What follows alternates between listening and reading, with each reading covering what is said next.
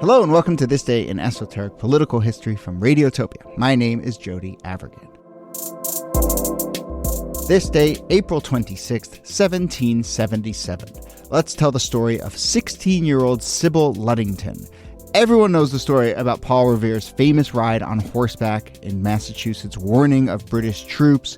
But do you know that a couple years later in Connecticut, Sybil Luddington also rode on horseback, also rode overnight. She rode some 40 miles, twice as long as Paul Revere did, to warn continental troops of advancing British forces. The British were kind of caught off guard. They were pushed back to the sea, pretty significant defeat a couple years into the Revolutionary War. But unlike Paul Revere, there were no big poems about Sybil's midnight ride, no towns named after her, no postage stamps or miniseries. Sybil Luddington does not appear in the 2012 video game Assassin's Creed 3, but Paul Revere does. So, shocking. What gives? What gives? Let's figure out why Sybil Luddington's name doesn't ring in the ears of school children throughout the Northeast, at least. Here to discuss, as always, Nicole Hemmer of Vanderbilt and Kellie Carter-Jackson of Wellesley. Hello there. Hello, Jody. Hey there.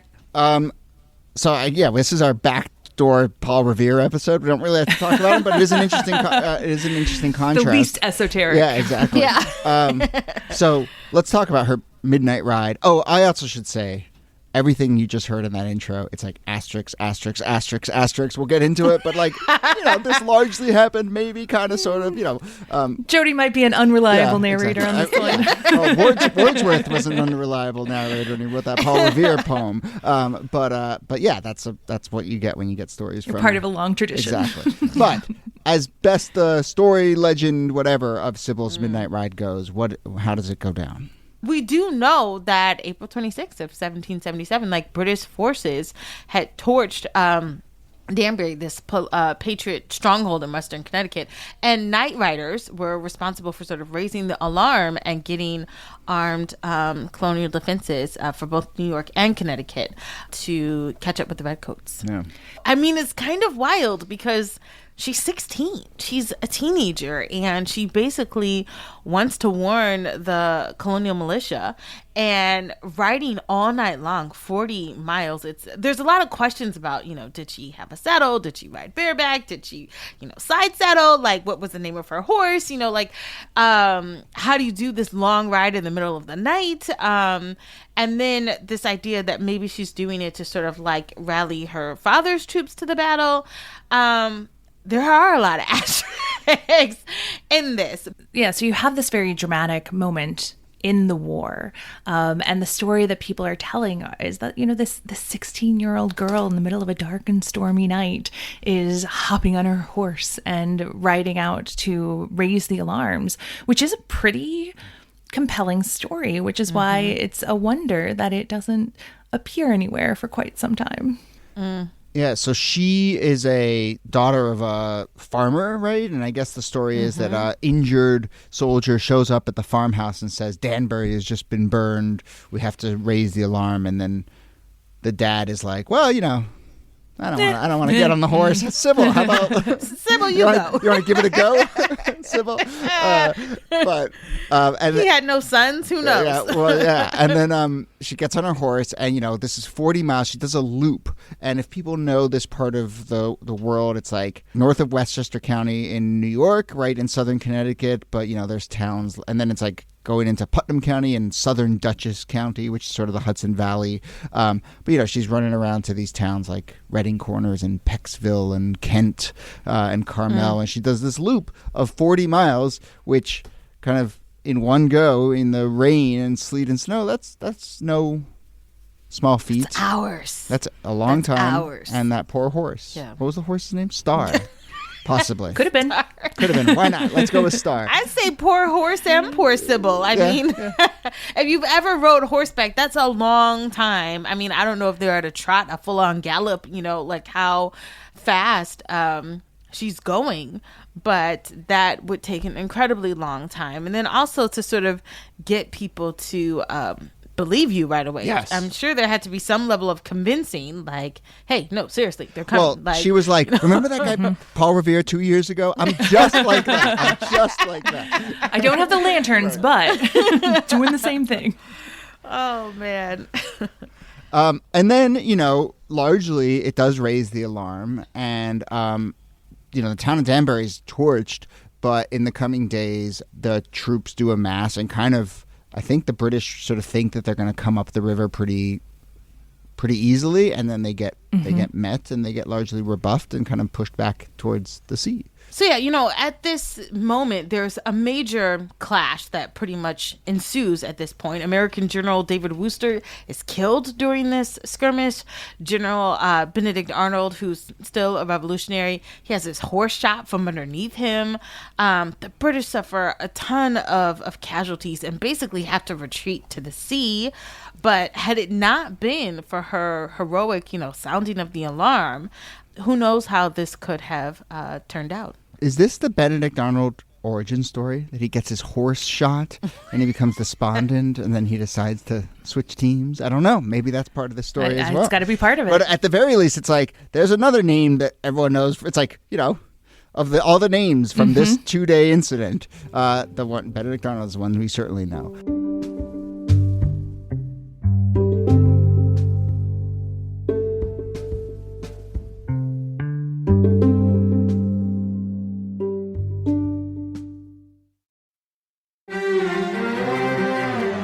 You're used to hearing my voice on the world, bringing you interviews from around the globe. And you hear me reporting environment and climate news. I'm Carolyn Beeler. And I'm Marco Werman. We're now with you hosting the world together. More global journalism with a fresh new sound. Listen to The World on your local public radio station and wherever you find your podcasts.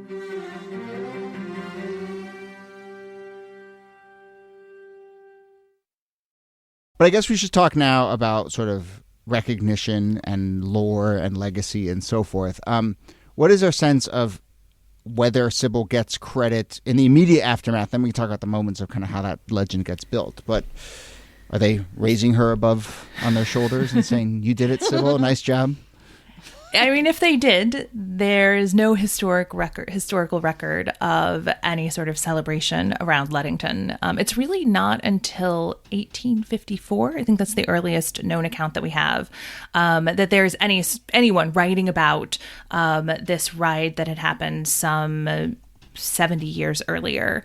And it comes from Sybil's nephew, Charles Luddington. Can I ask you a question about that? That the first account comes from the nephew, and then later a lot of the accounts are based on like memoirs about her father, but published from the grandchildren. And I just, I'm curious for the two of you as historians, like, how do you navigate basically family history, right? I mean, of all the possible sources, that strikes me as one of the most unreliable. It's like, oh, here's just these stories that I wrote about my grandfather and how awesome he was.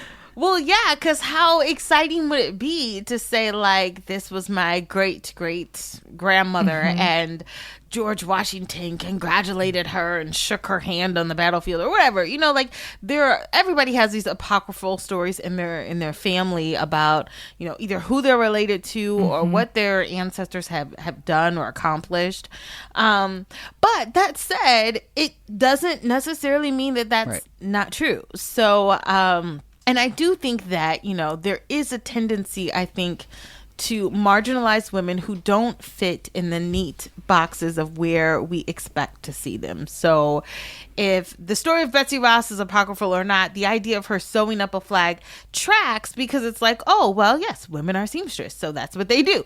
But a woman, a 16-year-old, riding horseback in the middle of the night 40 miles does not necessarily fit with what we think women were doing in that moment. And so I think sometimes it's easy to get forgotten because we don't know how to reconcile it. Mm-hmm.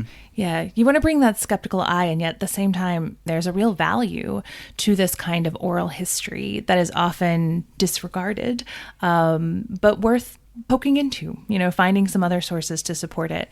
One of the other things that I cast doubt on, or maybe colors both this story and, as Kellie mentioned, the Betsy Ross story, is that they really become popular around the time of the centennial of the American Revolution. It's in this moment when Americans are sort of like rooting through their history and trying to find heroes, that you start to get the elevation of these women who were involved in the war effort, in large part because there's a movement happening at the very same time to get women the right to vote, to recognize the full citizenship of women. And so there's a real effort to rediscover and reclaim some of these women heroes. So when it emerges at a moment like that, when there's a very sort of motivated seeking, that's also a time when you have to kind of think, okay, why does this reemerge? Why is it being celebrated? What's the evidence? Yeah, so there's these memoirs that come out in the early 20th century that start to get some of this, her story starts to sort of bubble up. And in the 30s, the New York State installs little markers showing her purported ride. And then, it's really in the 50s, 60s, into the 70s that it flows into the dynamics you were just describing, Niki, including the NRA seems to be a real fan of Sybil Luddington and kind of picks her up and picks up her cause. Why is the NRA so interested in telling the story of this 16-year-old horseback rider? I mean, the idea of a woman involved in the Revolutionary War is just evidence of the necessity of women being well-armed. And during the 1990s... And well-armed militias, yes. And well-armed militias as well, yes. Was she packing, though? Do we know if she was packing? She was telling all the men to start packing, yeah. But especially in the 1990s, when, you do have the rise of militias, and the NRA is closely tied to those in the early 1990s, but also when they're reaching out to women and trying to encourage more women to be gun owners and to talk about like well-armed women, having this historical figure that you can point to is such a get. And so the NRA clings on to Luddington. She gets the Women's Freedom Award in 1995. Yeah. Which is wild to me because she's being honored by the NRA, but the Daughters of the American Revolution, the DAR, they're like, no thanks. Like, they're not willing to acknowledge that there's credence to this story, which is still kind of baffling to me, because you think that they would want them or want Sybil to sort of be a figure or heroine that they could rally around. Well, it just makes you wonder, what's the fact-checking department at the DAR like versus the NRA, and somehow that didn't pass muster there, and they basically say, like, it's a great story, but there's no way to know whether it's true. And I think, into the 90s, into the 2000s, there's a little more actual digging into this. And then New England Quarterly issues a report saying there's very little evidence to back the story. I don't know. Where do we stand? I mean, might as well be true. Who cares? I mean, there's no episode without her. That's true. That's true. And there's no episode. Well, there's no episode without her. There's no episode of Drunk History without her, which is there's a great little episode of that. And moreover, there is not what I would say is pretty high on my list now of statues, which is there is a statue of her in Danbury, I believe, and it's like really badass. Like, pretty intense. Yeah, it's really intense. Yeah. But, it's like a really kind of realistically rendered horse that's like keeling back, and she's got her arm in the air and she's yelling, and her skirt is flying in one direction, her hair is flying in the other. I mean, it's like a really... She's side saddle. Yeah. She's fierce. Yeah, she looks like, get your stuff and let's go. Yeah, it's very arresting. So at the very least, there's that very cool statue. And you don't see too many women on horses. Like there's always in every single major city, there's a park, there's a man on a horse, there's some sort of like, throwback to a general on a horse. And to see her looking every bit as fierce.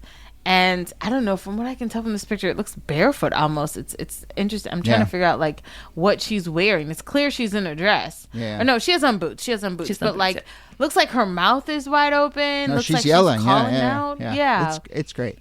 Well, if it's on a statue, it must have happened. Well, more importantly, if it's on a statue, there was a stamp at one point, and then also there's an ultra marathon apparently in Connecticut that follows the route, and I have a buddy who... Irrefutable evidence at this point. What's that?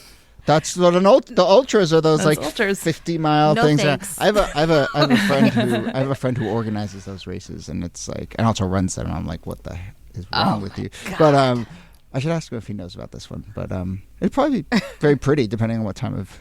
Hopefully it's not overnight, and hopefully it's not in the driving rain and snow. But yeah. That'd be funny if the marathon required that you yell at every farmhouse that the British are coming.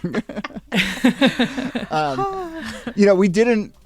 We'll do a Paul Revere episode because we didn't get too much into that, but obviously, like, if this is as much a story about kind of how history gets made as anything, the Paul Revere one is really fascinating because I do think that poem, that Wadsworth Longfellow poem, which is, a number of decades later, but that really cements it. And it just is, it's maybe the case that, like, Luddington doesn't rhyme as well as Revere does or something like that. And so it's just not nearly as well. Yeah. So you can't write a poem. I guess that's probably the answer. Wow. All right. We will leave it there. This was fun. Nicole Hemmer, thanks to you as always. Thanks, Jody. And Kellie Carter-Jackson, thanks to you. My pleasure.